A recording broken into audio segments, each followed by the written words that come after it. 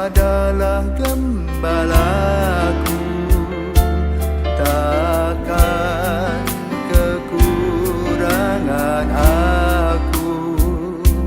Dia membaringkan aku di padang berumput hijau.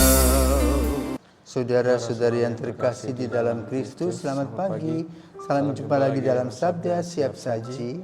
Rabu 15 Mei 2024, hari biasa pekan ke-7 Paskah. Dalam nama Bapa dan Putra dan Roh Kudus, amin. Marilah berdoa. Allah Bapa sumber kebahagiaan, Engkau melindungi dan menjaga kami dengan daya Roh Kudus. Semoga kehadirannya menjiwai kami untuk mengusahakan kebahagiaan dan kesejahteraan sesama. Dengan pengantaran Tuhan kami, Yesus Kristus, Putra-Mu yang hidup dan berkuasa, bersama Dikau dalam persatuan Roh Kudus, Allah sepanjang segala masa. Amin. Amin. Tuhan bersamamu Dan bersama roh. Inilah Injil Yesus Kristus menurut Yohanes. Dimuliakanlah Tuhan. Dalam perjamuan malam terakhir, Yesus menengadah ke langit dan berdoa bagi semua murid-Nya. Ya Bapa yang kudus, peliharalah mereka dalam nama-Mu, yaitu yang telah Engkau berikan kepadaku, supaya mereka menjadi satu sama seperti kita. Selama aku bersama mereka, aku memelihara mereka dalam nama-Mu, yaitu nama-Mu yang telah Engkau berikan kepadaku. Aku telah menjaga mereka dan tidak ada seorang pun dari mereka yang binasa selain dia yang telah ditentukan untuk binasa, supaya genaplah yang tertulis dalam kitab suci. Tetapi sekarang aku datang kepadamu, aku mengatakan semuanya ini sementara aku masih ada di dalam dunia, supaya penuhlah sukacitaku di dalam diri mereka. Aku telah memberikan firman-Mu kepada mereka, dan dunia membenci mereka, karena mereka bukan dari dunia, sama seperti aku bukan dari dunia. Aku tidak meminta supaya Engkau mengambil mereka dari dunia, tetapi supaya Engkau melindungi mereka dari yang jahat. Mereka bukan dari dunia, sama seperti aku bukan dari dunia. Kuduskanlah mereka dalam kebenaran, firman-Mu adalah kebenaran. Sama seperti Engkau telah mengutus aku ke dalam dunia, demikian pula aku mengutus mereka ke dalam dunia. Dan aku menguduskan diriku bagi mereka, supaya mereka pun dikuduskan dalam kebenaran. Demikianlah sabda Tuhan, terpujilah Kristus. Selamat pagi Romo. Selamat pagi Satria. Dalam Injil hari ini diambil dari Injil Yohanes. Misalkan tentang Yesus yang berdoa bagi murid-muridnya kepada Bapa. Pertama, dia mengucap syukur karena sudah bisa bersama dengan mereka. Dan kedua, dia memohon untuk Allah melindungi mereka dalam kesulitan mereka saat menjadi murid Kristus. Dari Injil hari ini saya mempunyai pertanyaan reflektif. Kita sebagai murid Tuhan itu pasti mempunyai tujuan, yaitu kerajaan Allah.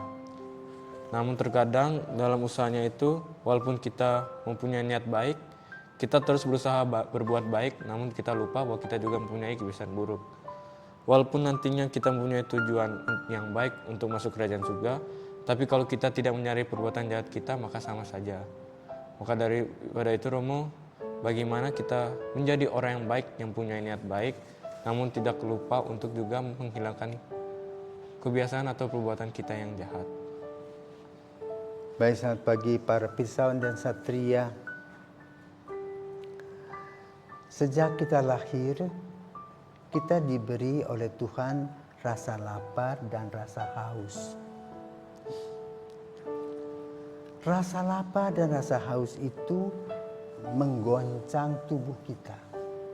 Maka sejak bayi, kalau dia lapar, nangis. Tahapannya begitu.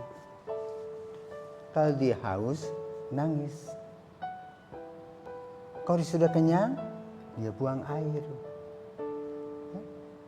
Ngompol, kan begitu. Ya. prosesnya begitu. Jadi secara natural kita dilahirkan, dilemparkan ke dalam dunia atau dilahirkan setelah kita berenang di dalam air ketuban ibu selama 9 bulan 10 hari. Bagi kita sebagai seorang beriman, kelahiran adalah tanda awal dari kehidupan kita. Yang secara jasmani ada batas usia. Paling banyak 115. Ya, walaupun memang kalau dalam Injil ada 300, 200, lama-lama makin ciut 100. Nah, dalam tempo 100 tahun itulah kita diberikan oleh Tuhan kesempatan demi kesempatan setiap hari. Maka kita perlu mengolah sebagaimana Yesus mengolahnya. Ya, Yesus memberikan kepada para murid pengajaran, ya, bahwa hidup itu berisi dari berkat dan dosa. Hidup kita dalam berkat berarti mengikuti firman Tuhan. Hidup dalam dosa adalah melawan firman itu sendiri. Karena itu sejak Yesus memulai karyanya, Yesus menampilkan diri sebagai orang yang berada dalam padang gurun, di mana di selama 40 hari dia mengalami godaan. Godaannya adalah tahta, harta, dan wanita, karena dia seorang laki-laki. Dan dunia inilah yang kita geluti setiap hari, 3 tak itu. Ya. Pingin uang banyak, pingin berkuasa, pingin punya istri cantik, ya. Biarpun sudah beristri, pingin lagi begitu. Nah, Yesus menyadarkan kita bahwa kita harus juga menengking, artinya tidak mengikuti semua kecenderungan yang menghancurkan keselamatan kita. Karena itu Yesus juga memberikan kepada para murid perumpamaan-perumpamaan seperti misalnya pokok anggur, ya, supaya kita sadar bahwa kita punya pokok keselamatan yaitu Tuhan sendiri, dan barang siapa kita tidak beres, itu digambarkan seperti ranting yang patah, mati dan dibuang, dibakar, tidak ada kehidupan. Ya. Tetapi kalau kita betul mengikuti itu, mengikuti alur yang ada, maka digambarkan sebagai berbuah, ya, dan buahnya itu tetap.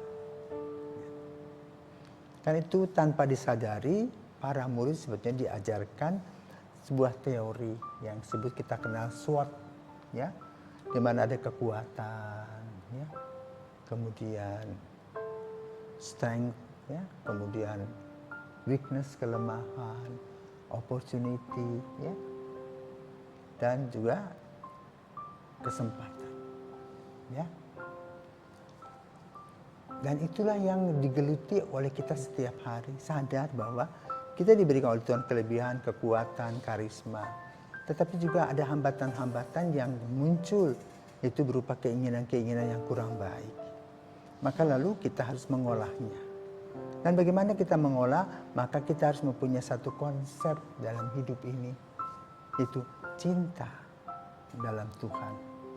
Karena itu Yesus dalam doanya mengatakan yang pertama, biarlah mereka satu adanya seperti kita satu adanya. Bapa, Putra, dan Roh Kudus dalam cinta kasih. Yang kedua, kita perlu sadar bahwa kita ini diundang, dipakai. Dikatakan, bukan kamu yang memilih aku, tetapi akulah yang memilih kamu. Maka Tuhan telah mempersiapkan semuanya, tinggal ketaatan kita dan iman kita menyetujuinya atau tidak.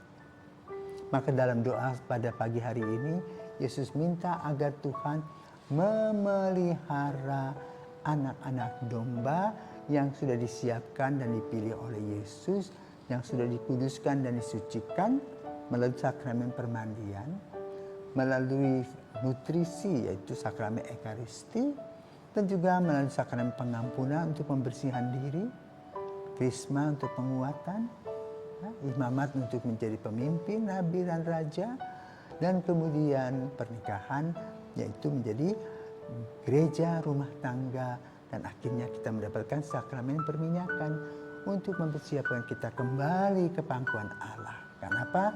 Sesudah itu kita masuk dalam kehidupan kekal. Bekal yang kita bawa untuk kehidupan kekal adalah hidup pada saat kita sekarang. Maka marilah kita menggunakan kesempatan dengan baik. Jangan menyia-nyiakan waktu yang tidak pernah kembali tetapi berjalan terus. Ya, seperti sinar mentari yang setiap pagi datang memberikan kepada kita semangat untuk hidup. Sehingga kita boleh menjadi putra-putri Yesus yang militan, putra-putri Yesus yang setia, putra-putri Yesus yang selalu reflektif melihat kembali, ya, flashback akan hal-hal yang kurang baik dan kita mereparasinya. Itulah langkah-langkah yang kita perlu perhatikan. Seperti namamu Satria, ya, bukan Satria baja hitam tuh. Satria artinya orang yang berani, gagah, ya, tanpa takut apapun di dalam Kristus. Selamat pagi.